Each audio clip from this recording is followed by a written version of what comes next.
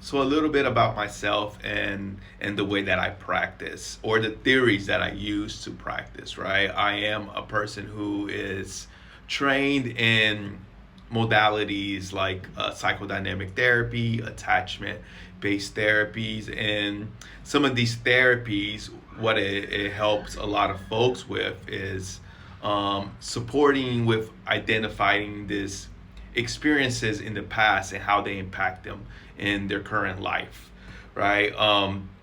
And when we sort of work around some of these experiences and memories and these events from the past, folks tend to gain a lot of insight to what's happening and why they behave a certain way or why they are in similar relationships, right?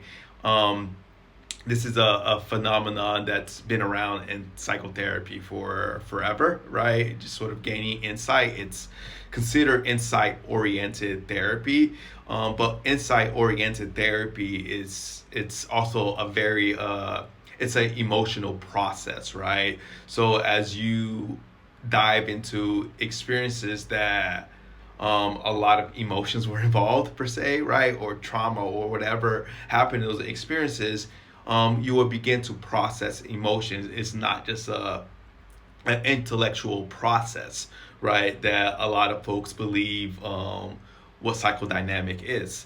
Psychodynamic is actually looking through these dynamic lenses and seeing folks through a very complex lens and different parts and different ways that they kind of support themselves, right? And one, I guess, concept or theory that's really close to the theories that I practice is defense mechanism, right? Where defense mechanism tends to get a very bad rap in our society. But defense mechanism is just ways that we sort of defend ourselves from moments that we feel vulnerable, moments that we feel weak, and we kind of put up these defenses, right? And that can have a very negative connotation in our society for some reason. But really, what's happening in that moment, we are creating these strategies to protect our wounded self, right? These parts of ourselves that we don't feel safe with, that we don't feel safe enough for the environment around us, right? So we tend to put up these defenses, right? Even if they are avoidant based or they are these strategies to that can be very difficult to sort of even for us to gain insight in, right? So they could be like denial, they could be like projections, right? In itself, it's there nothing there are ways, there are our mind, right? Psychological strategies that we use again to protect ourselves, right? So that's the heart around it. As in therapy, we will work through sort of these defense mechanisms, right? Helping folks kind of become aware of them. We don't demonize them per se, right? We don't say like, oh, you're projecting, so that's something. There's something wrong with you for projecting in that moment, right?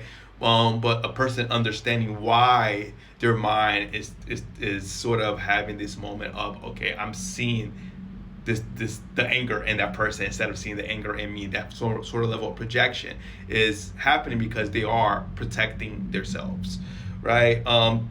In the 90s there was this movement that tried to and try to the rename the concept of defense mechanism to self-protective strategies, right? Understanding that defense mechanisms were strategies that we use for self-adaptive purposes. And I tend to practice through that lens, right? That we have these parts that show up for us to protect us, protect our wounded parts, right? And in therapy per se, processing or getting to know those defenses, those parts of us, those very um, complexes sometimes that folks have, understanding them is the only way that we're ever able to kind of treat that inner child, that wounded child in us, right? Or that wounded self in us.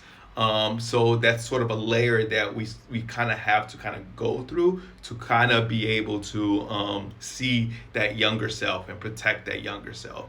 I kind of wanted to step in today and just kind of talk about defense mechanism and the way that I practice, and what kind of happens in the background around viewing defense mechanism through a different lens, right, as a self-protective strategy, rather than a negative connotation to it.